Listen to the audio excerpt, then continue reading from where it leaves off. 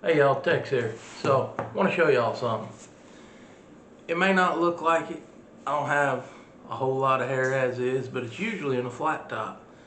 The sides right here, pretty long. I look like I'm in disarray. In Texas, my barber charges me $16 for a haircut. And then I usually tip him for, make it even 20. Here in Ohio, I have not seen a barber shop offer a haircut for under $30.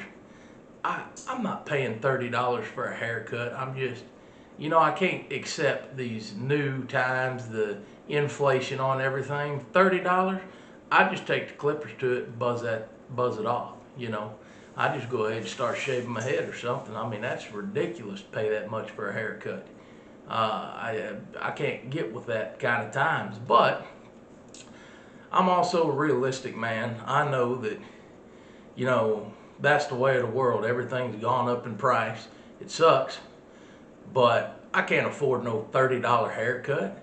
Whether I can or can't, in my mind, I just can't bring myself to afford that. But in an effort to afford that, I'm not much on, people have all these little different programs you can buy, try to how to make money or something like that, but basically one of the things that you'll come across when you talk to people that are successful, people that do have a lot of money, they tell you that the way to make money is you have to have multiple income streams. So, YouTube will never be an income stream for me. This is just something fun to play around with. I doubt it'll ever be anyway. I mean, I'm not gonna, you know, put content creation as a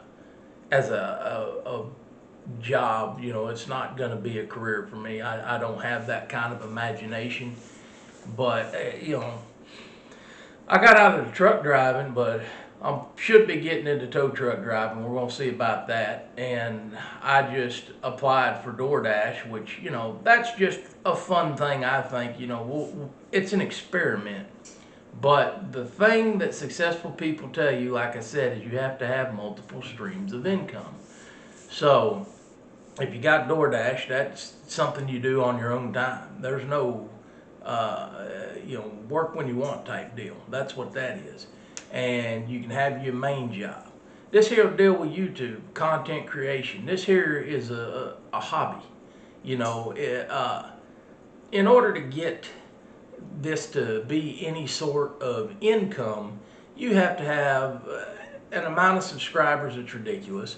And there's so many rules and everything else, and the way I talk and the stuff I cover, and there's no way I'd probably ever be monetized. It's just not going to happen.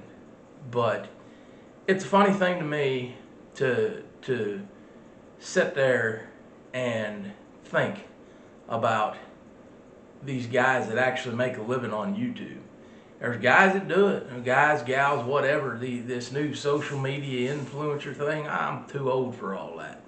I am. I missed the boat on that deal. That's not anything I understand. The only thing I've ever understood my entire life is hard work, and, that's what I do. By hard work, it's usually physical labor. It's something, whether it's auto mechanics, whether it was firefighting, whether it was a security guard position or a correction officer's position, anything, Yeah, it may not necessarily be labor intensive.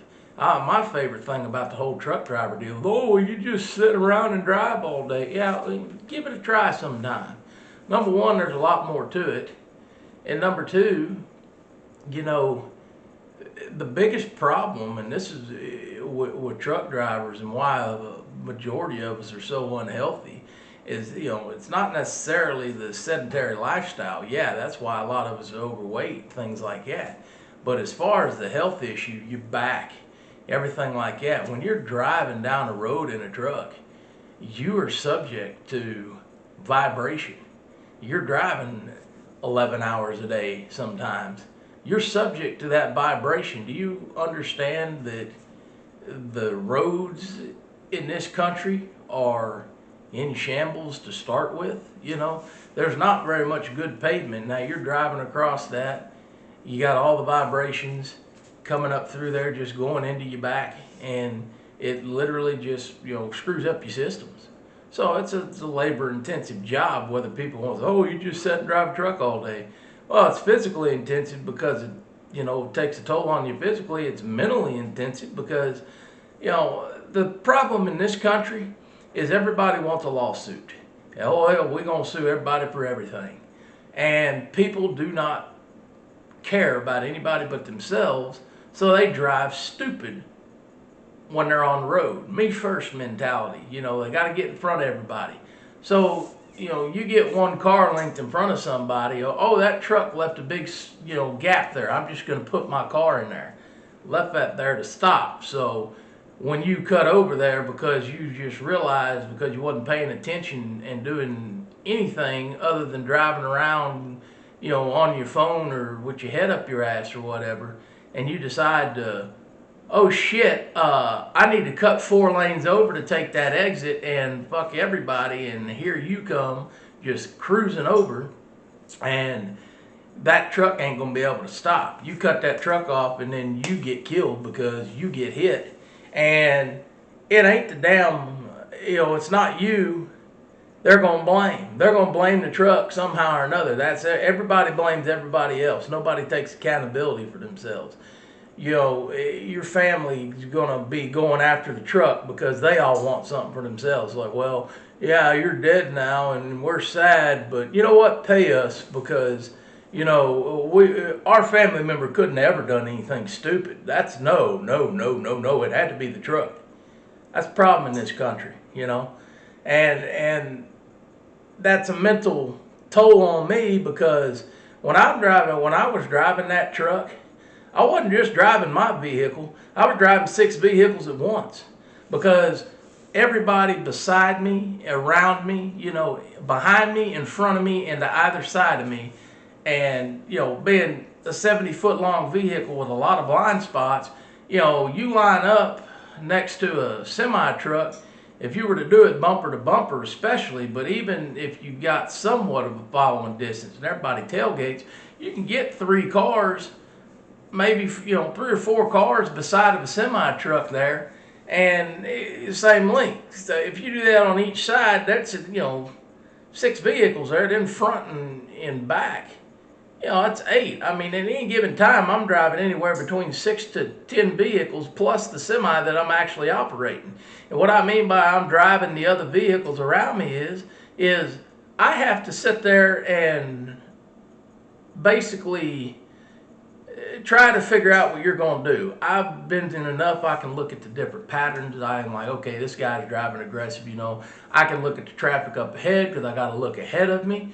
You know, but I'm like, okay, well, it's starting to slow down there. I better back it off. And, you know, but I'm trying not to wreck. I'm trying not to do anything because I don't want to be involved in a massive lawsuit.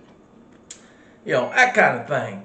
But that's my tangent. My tangent basically just, you know, was off of the offshoot of just the stuff I've done for a living. I'm labor intensive. This deal here with the content creation, not really my thing. I'm not that imaginative of a person, you know, but I just sit here and I want to be successful. I want to, you know, get enough money to pay all my bills, live comfortably, and, you know, if I want to go buy a hamburger, I buy a hamburger. I don't need to be rich.